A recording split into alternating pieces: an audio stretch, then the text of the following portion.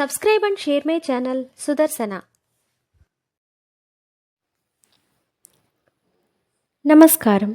శ్రీమద్ భగవద్గీత 14వ అధ్యాయము గుణత్రయ విభాగ యోగము నుండి శ్లోకములను నేర్చుకుందాం. ఓం శ్రీకృష్ణ పరబ్రహ్మణే నమః. శ్రీ గురుభ్యో నమః. శ్రీమద్ భగవద్గీత 14వ అధ్యాయము గుణత్రయ విభాగ యోగము 6వ శ్లోకము. శ్రీ భగవానువాచ తత్ర సత్వం నిర్మలత్వాత్ ప్రకాశకమనామయం సుఖసంగేన బధ్నాతి జ్ఞానసంగేన చానఘ. తత్ర సత్వం నిర్మలత్వా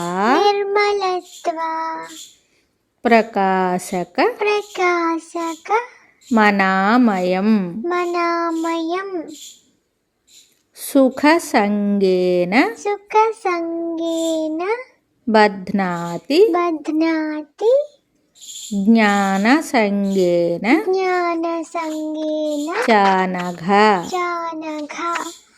తత్ర సత్వం నిర్మలత్వా ప్రకాశక మనామయం సుఖ సంగేన బధ్నాతి జ్ఞాన సంగేన చానఘ.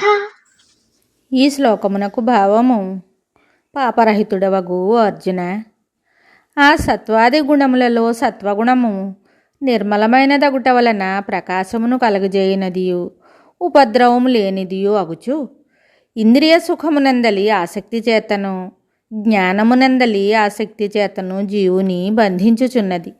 గుణములు మూడును ప్రకృతి అనగా మాయాజన్యములగుట వలనను సత్వగుణము కూడా అందు చేరి ఉండుట వలనను అదియు మాయ యొక్క ఒకానొక భాగమే అయి ఉన్నది.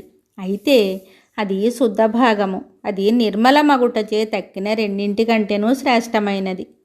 కావున కోరదగినదే. కానీ పూర్ణాత్మస్థితి అందది కూడా ఒకానొక అడ్డే అయి ఉన్నది. దీపమునకు నల్లటి గాజు చిమ్నీ తొడిగినచో ఎట్లుండునో, ఎర్రటిది తొడిగిన ఎట్లుండునో, తెల్లటిది తొడిగిన ఎట్లుండునో, ఈ గుణములచే నావృతమైన ఆత్మయు ఆయా గుణములచే ఆవృతమగునప్పుడు అట్లుండునని తెలుసుకొనవచ్చును. తెల్లటి చిమ్నీ నిర్మలముగానున్నప్పటికీ అదియు ఒకానొక ఆవరణమే అగును. అట్లే సత్వగుణమును సుఖాసక్తి చేతను జ్ఞానాసక్తి చేతను ఆత్మను బంధించుచున్నదని ఇక్కడ తెలుపబడినది.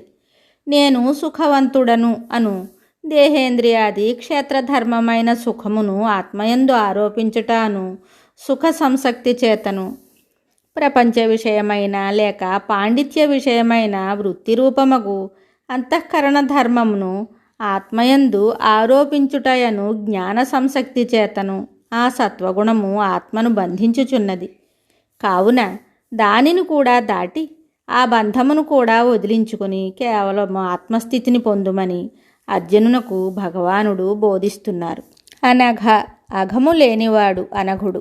పాపరాహిత్యము నిర్మల చిత్తత్వము బ్రహ్మ విద్యోపదేశమునకు అర్హత అయి ఉన్నది. అట్టి అర్హతను అర్జునుడు పొందెనని ఈ అనఘాను సంబోధనచే వ్యక్తమవుచున్నది. శుభం. శ్రీమద్ భగవద్గీత తరువాతి శ్లోకంతో మళ్ళీ కలుద్దాం. నమస్కారం. Subscribe and share my channel Sudarsana.